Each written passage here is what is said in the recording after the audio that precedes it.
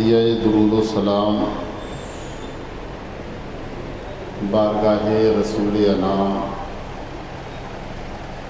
علیہ التحیۃ و افضل السلام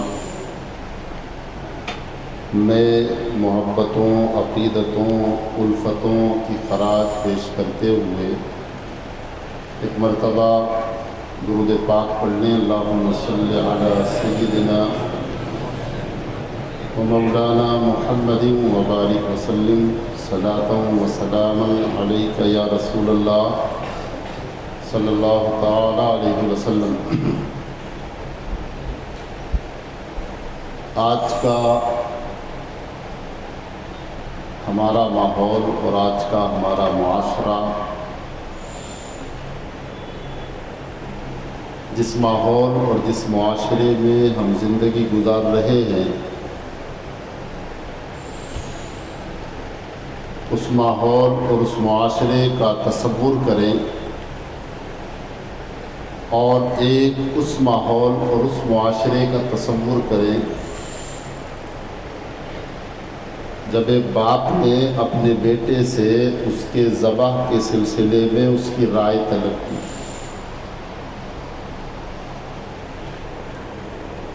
آج تو ہمارے بچے ہمارا کہنا بھی نہیں مانتے ہیں، باہر سے کوئی چیز لانے کے لیے کہیں تو ٹال مٹول کرتے ہیں، کسی کام کا حکم دے ماں باپ تو بچے جلدی اس کی تکمیل نہیں کرتے۔ میری قوم کا کچا نوجوان بڑی تیزی کے ساتھ میں نشے کی طرف بڑی تیزی کے ساتھ میں ان چیزوں کی طرف بھاگ رہا ہے کہ جس سے اس کے نبی نے بچنے اور پرہیز کرنے کا حکم دیا۔ شراب کے نام پر آج بہت سے مشروبات نام بدل کر کے نوجوانوں کے حلق کے نیچے اتارے جا رہے ہیں تاکہ انہیں آنے والے وقت میں شراب کا عادی بنایا جا سکے۔ ہوٹلوں اور کلبوں میں جانے کی بری لت اور بری عادت ڈالی جا رہی ہے۔ ماں باپ اپنی اولاد سے غافل و بے خبر ہیں۔ کتنے بچے ہماری گلیوں میں کھیلتے ہیں اور ان کے ماں باپ کو اس کا احساس نہیں ہے کہ یہ ان کی عمر پڑھنے لکھنے کی ہے۔ سمجھ رہے ہیں آپ؟ جب بچہ دینی تعلیم نہیں حاصل کرے گا، دنیاوی تعلیم نہیں حاصل کرے گا تو اسے آداب زندگی، سلیقہ زندگی، طرز زندگی، زندگی کے رنگ ڈھنگ کا سلیقہ اور شعور کیسے آئے گا؟ بولیے۔ ہمارے پاس جو زندگی گزارنے کا دستور ہے، جس کو ہم دستور حیات بھی کہہ سکتے ہیں، اللہ اور رسول کے فرامین کی روشنی میں وہ سب سے پہلا دستور ہمارا قرآن ہے۔ سب سے پہلا دستور حیات کیا ہے ہمارا؟ زور سے بولو، قرآن۔ اب دستور حیات قرآن ہے، لیکن مسلمان ہے کہ اپنے بچے کو قرآن سے قریب کرنے کی کوشش ہی نہیں کرتا۔ تو جب قرآن سے ہماری آنے والی نسل قریب نہیں ہوگی تو انہیں کیسے پتہ چلے گا کہ شعور زندگی کس کو کہتے ہیں، سلیقہ زندگی کس چیز کا نام ہے، آداب زندگی کس کو کہتے ہیں، بڑوں کا ادب کیا ہے، چھوٹوں کی شفقت کیا ہے، ماں باپ کا احترام کیا ہے، انبیاء کرام، اولیاء کرام کی عظمتیں کیا ہیں۔ جب انہیں پتہ ہی نہیں چلے گا تو اس کو کیا پتا کہ اسلام کیا ہے؟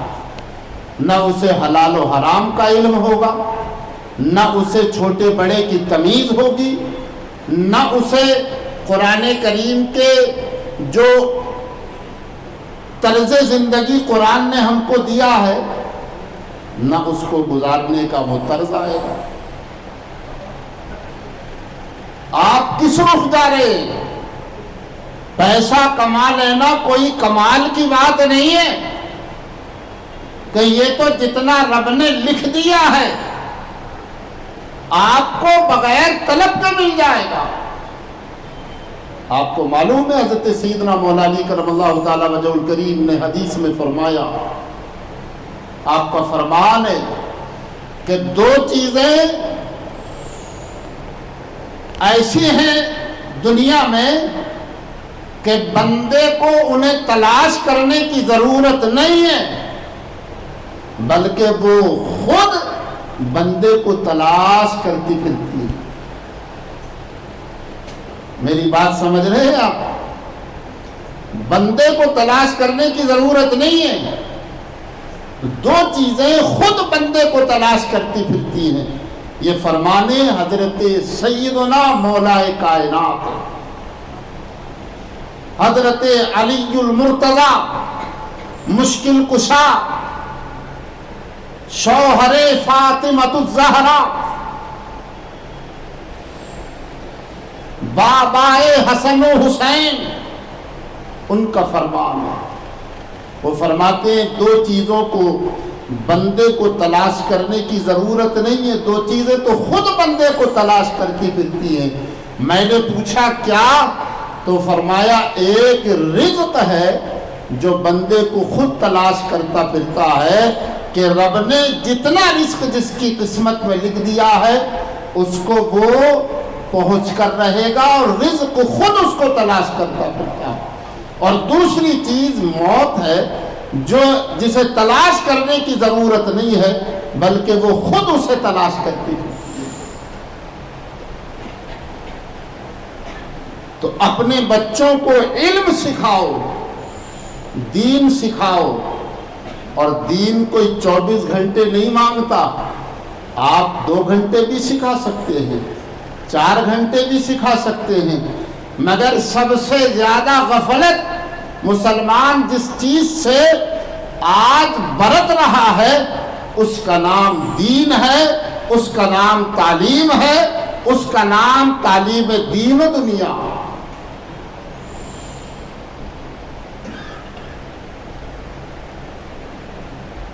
یاد رکھو قیامت میں جہاں بہت سے سوالات آپ سے ہوں گے وہاں اس سوال کو بھی آپ کو مد نظر رکھنا چاہیے کہ یہ سوال بھی آپ سے ضرور ہوگا کہ اپنی اولاد کو آپ نے کس چیز میں لگایا۔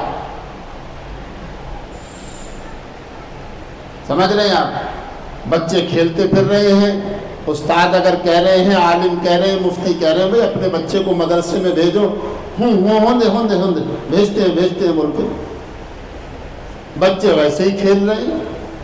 آج ہمارا معاشرہ جو بے ادب ہوتا چلا جا رہا ہے، نشے کی بری لت جو پڑتی چلی جا رہی ہے، پھر اس کے لیے لوگ جو ہے پھر اس کے لیے پروگرام ہو رہے ہیں۔ تو یہ بتاؤ کہ میری قوم کے لوگ ہی جب مطلب یہ ہے کہ نشے کے عادی ہو جائیں گے تو پھر پیغمبر اسلام کی تعلیمات پر عمل کون کرے گا؟ کیا یہ نشے باز جو آج کا نوجوان اپنی طاقت پر ناز و بھروسہ کرتا ہے کہ اس کو پتہ نہیں کہ کتنے لوگ جو ہے اچانک موت کا شکار ہو جاتے ہیں، کس غفلت میں پڑا ہوا ہے یہ؟ دنیا میں انسان کو اللہ نے اچھے عمل کرنے کے لیے بھیجا، مرضی مولا یہ ہے کہ وہ اچھے عمل کرے، اور مرضی شیطان یہ ہے کہ وہ برے عمل کرے۔ پیدا رب نے کیا، روزی رب دے رہا ہے،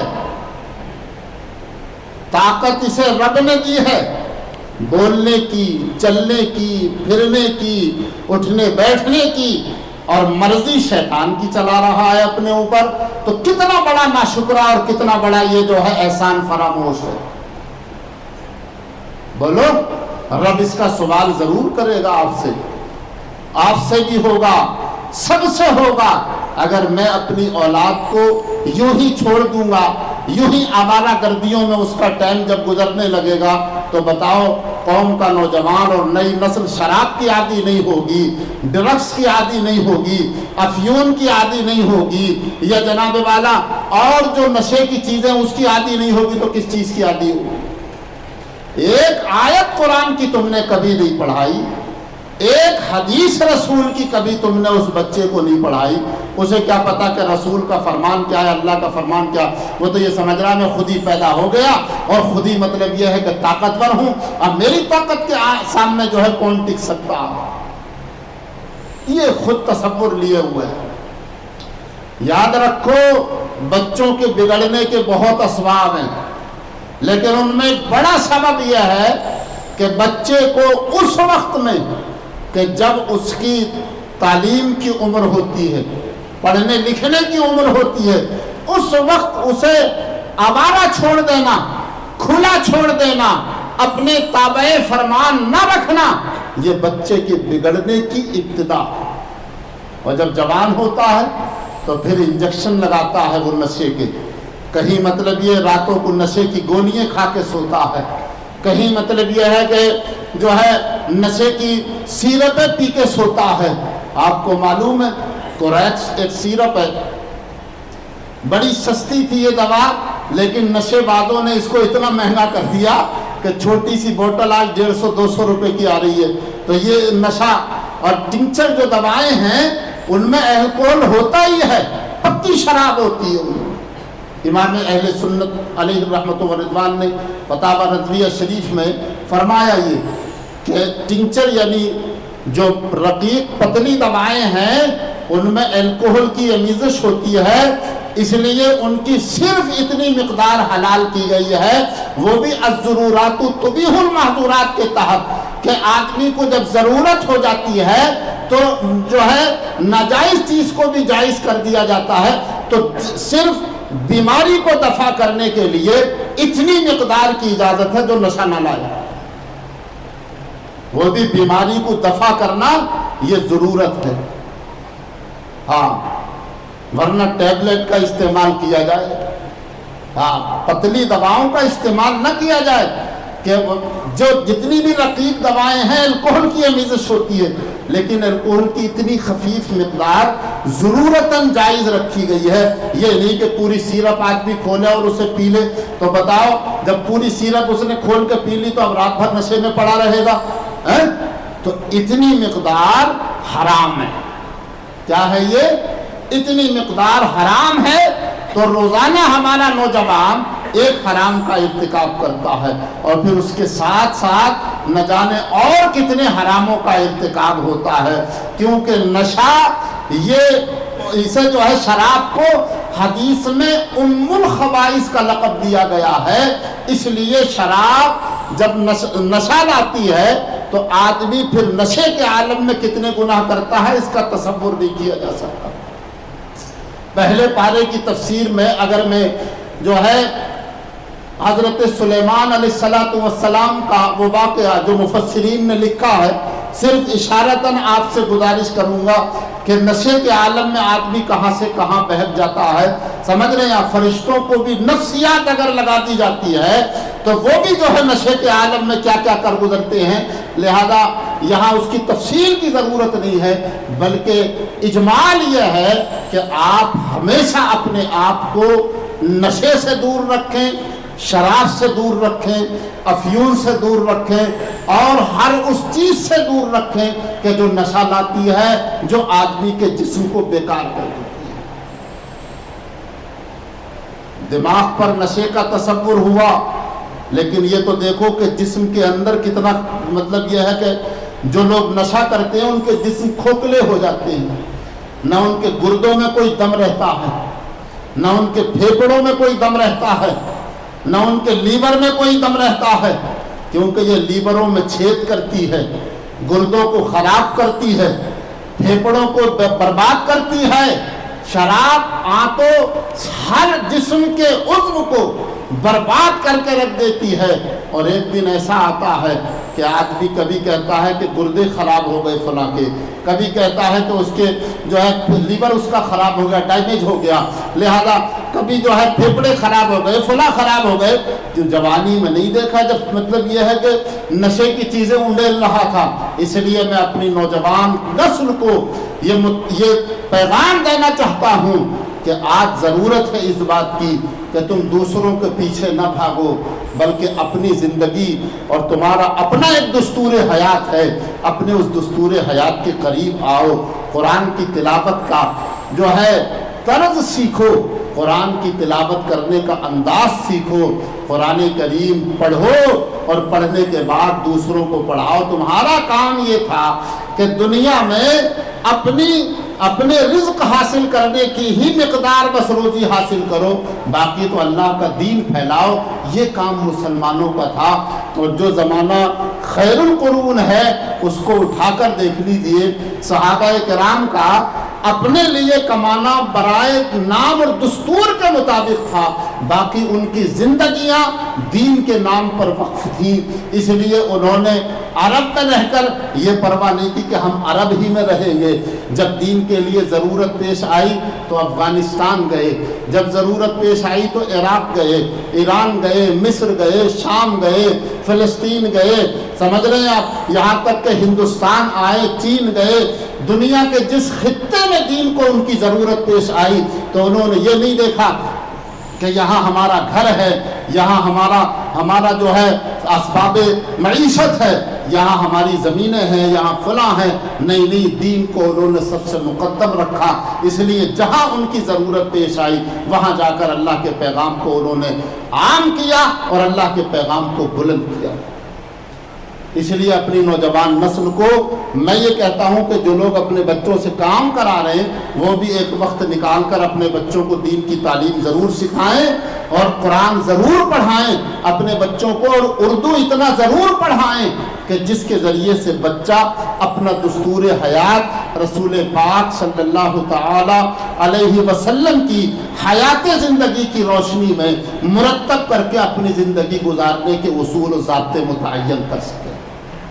کیا ہم اتنا بھی نہیں کر سکتے؟ کر سکتے ہیں۔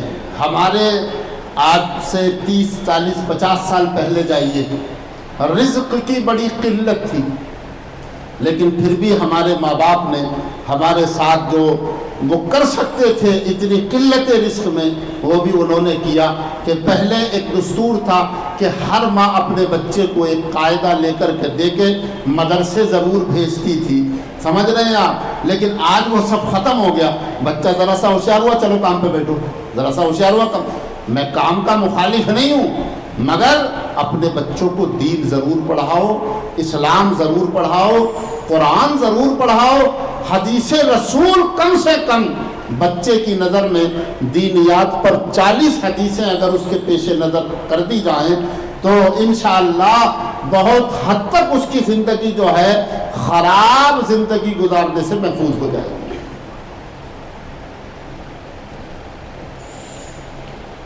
ایک وہ وقت تھا، میں نے بتایا کہ جب باپ اپنے بیٹے کو ذبح کرنے کے لیے مشورہ کر رہا، قرآن کہتا ہے فَلَمَّا بَلَغَ مَعَهُ السَّعْيَ قَالَ يَا بُنَيَّ إِنِّي أَرَى فِي الْمَنَامِ أَنِّي أَذْبَحُكَ فَانظُرْ مَاذَا تَرَىٰ۔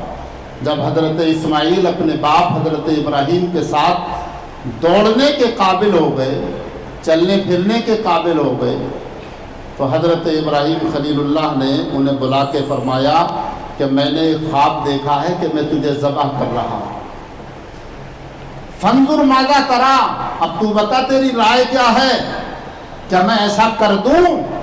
تو اگر نالائق بیٹا ہوتا تو کہتا کہ ایسا ہے تم تو میری گردن بات نہیں کاٹو گے، پہلے میں ہی تمہاری کاٹ دیتا ہوں۔ سمجھ رہے ہیں آپ؟ نالائق بیٹا اگر ہوتا تو یہ کہتا، لیکن وہ لائق تھے، فرزند لائق اور باپ بھی لائق، تو وہاں ایسا نہیں، یہاں ایسا ہے۔ اگر باپ اپنے بیٹے سے یہ کہنے لگے کہ میں نے خواب دیکھا ہے کہ میں تجھے ذبح کر رہا ہوں، تو کیا تیرے گلے پہ چھری چلا دوں؟ تو بجائے باپ بیٹے کے گلے پہ چھری چلائے، بیٹا ہی باپ کے گلے پہ چھری چلا دے گا کہ بڈھے کا ہی کام تمام کر دو، خامخواہ یہ تو پتہ نہیں کتنے فساد و فتنے پھیلائے گا۔ وہ لائق فرزند تھے، اس لیے فرمایا فانظر ماذا ترى۔ حضرت ابراہیم علیہ السلام نے جب فرمایا کہ تو بتا تیری رائے کیا ہے، تو انہوں نے کیا کہا؟ قرآن کہتا ہے قال یا ابت افعل، یا ابت افعل، وصل کی وجہ سے حمزہ گر گیا امر کا، یا ابت افعل، اے میرے والد گرامی آپ کر گزریے جس کا آپ کو حکم دیا گیا، جس کا حکم رب نے آپ کو دیا ہے آپ اس کو بلا جھجک کر گزریے۔ ستجدنی انشاء اللہ من الصابرین، ان قریب انشاءاللہ، ان قریب خدا نے چاہا تو آپ مجھے صبر کرنے والا پائیں گے۔ یعنی آپ اگر میرے گلے پہ چھری چلاتے ہوں گے تو میں بابیلا نہیں کروں گا، شور نہیں مچاؤں گا، پلٹ کر آپ پر حملہ نہیں کروں گا، بلکہ رب کے رضا اور اس کی خوشنودی اور اس کے حکم پر سر تسلیم خم کر کے ویسے ہی لیٹا رہوں گا جیسے آپ مجھے لٹائیں گے۔ سمجھ رہے ہیں آپ؟ پرورش کا بھی بڑا دخل ہوتا ہے۔ اس کا مطلب یہ ہے کہ حضرت خلیل اللہ نے اپنے بچوں کی پرورش جو ہے رب کے دستور و قانون کے مطابق فرمائی، تو بیٹے کتنے فرما بردار، حالانکہ وہ تو انبیاء کرام تھے، ان سے تو تصور گناہ بھی متصور نہیں ہے۔ یہ اہل سنت کا متفقہ فیصلہ، میں نے بتایا شرح مقاصد کی عبارت میں نے اس دن بھی پیش کی تھی، علامہ صادق علیہ رحمہ نے فرمایا ہے، اور شرح مواقف میں بھی، کہ انبیاء کرام قبل نبوت اور بعد نبوت دونوں جو ہے گناہوں سے محفوظ رہتے ہیں، معصوم رہتے ہیں، صغیرہ گناہوں سے بھی کبیرہ گناہوں سے۔ ان کی زندگیاں چونکہ امت کے لیے نمونہ ہوتی ہیں، اس لیے رب انہیں محفوظ رکھتا ہے، معصوم رکھتا ہے۔ فَلَمَّا أَسْلَمَا وَتَلَّهُ لِلْجَبِينِ۔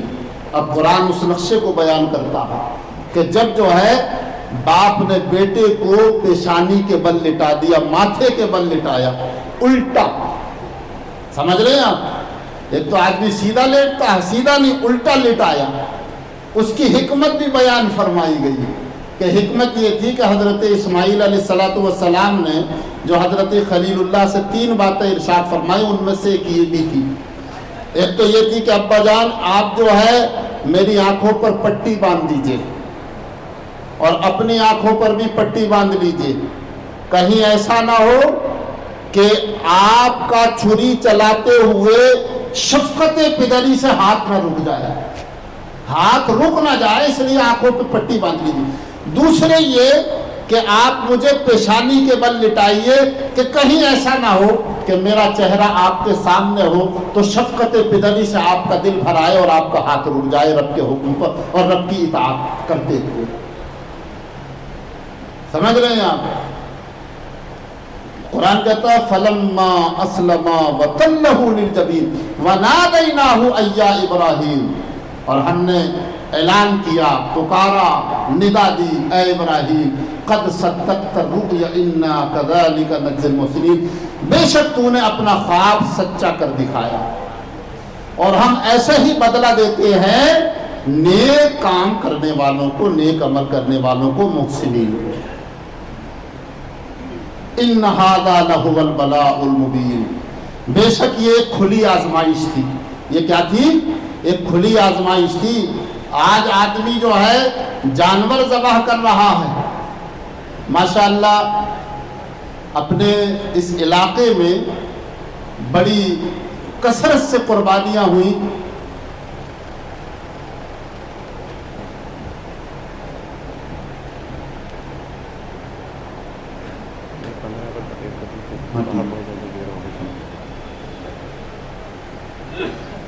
کثرت سے قربانیاں ہوئیں، اللہ تعالیٰ قبول فرمائے۔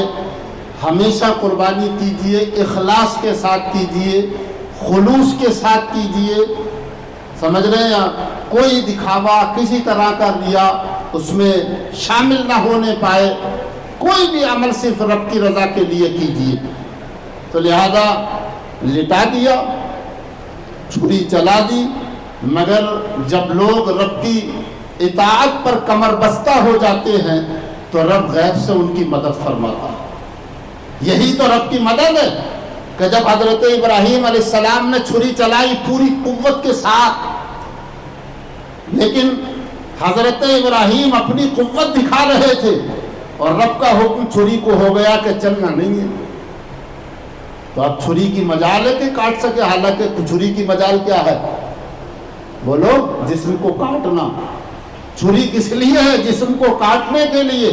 لیکن رب اگر حکم فرما دے کہ کاٹنا نہیں ہے تو چھری کی مجال نہیں ہے کہ گلے پہ چل سکے۔ حضرت جبریل کو حکم ہوا، جنت سے ایک بکری لے کے آئے یا دمبا لے کے آئے، جو بھی بہرحال روایتیں اس میں مختلف ہیں، سمجھ رہے ہیں آپ، کیونکہ بکرا ہے، بھیڑ ہے، دمبا ہے، سب کا اطلاق ایک ہی مطلب یہ ہے کہ ہم جو ہے ہم جنسوں پر تقریباً ہوتا ہے، بھیڑ ہے، بکری ہے، بکرا ہے، یہ سب ایک ہی مثل کے جانور ہیں۔ اسی لیے بھیڑ ہو کہ دمبا ہو کہ مینڈا ہو کہ بکرا ہو کہ بکری ہو، ایک ہی آدمی کی طرف سے یہ کافی ہوں گے، اس میں حصے داری نہیں ہو سکتی دوسرے کی، تو ایک ہی مثل کے جانور ہیں یہ۔ تو بعض روایتوں میں بکرا ہے، مفسرین نے فرمایا، بعد میں کہ بکری ہے، بعد میں کہ دمبا ہے، بہرحال جو بھی ہو، تو اللہ نے اس کو بھیجے، اور بھیجنے کے بعد پروردگار عالم جل جلالہ کے حکم سے اس کے گلے پر حضرت اسماعیل کو ہٹا لیا حضرت جبریل نے، اور اس دمبے کو وہاں پر لٹا دیا۔ حضرت ابراہیم اپنے کام میں مشغول تھے، چونکہ آنکھوں سے پٹی بندھی تھی، ان کو کیا پتا، لہذا جب چھری چلی اور چھری چلنے کے بعد میں جو ہے حضرت ابراہیم خلیل اللہ نے تکبیر کہی، اللہ اکبر اللہ اکبر، تو حضرت جبریل امین نے کہا لا الہ الا اللہ واللہ اکبر، تو حضرت اسماعیل علیہ السلام نے جو ہے فرمایا اللہ اکبر وللہ الحمد۔ یہ تکبیر باپ، بیٹے اور حضرت جبریل نے مل کر کے پڑھی۔ آج اس تکبیر کو تکبیر تشریق کہتے ہیں، اور یہ 9 ذی الحجہ کی فجر سے لے کر کے 13 ذی الحجہ کی عصر تک پڑھی جاتی ہے۔ 5 فرض نمازوں کے بعد ایک بار آواز کے ساتھ اس تکبیر کا پڑھنا واجب ہے، اور 3 مرتبہ اس تکبیر کا پڑھنا مستحب ہے۔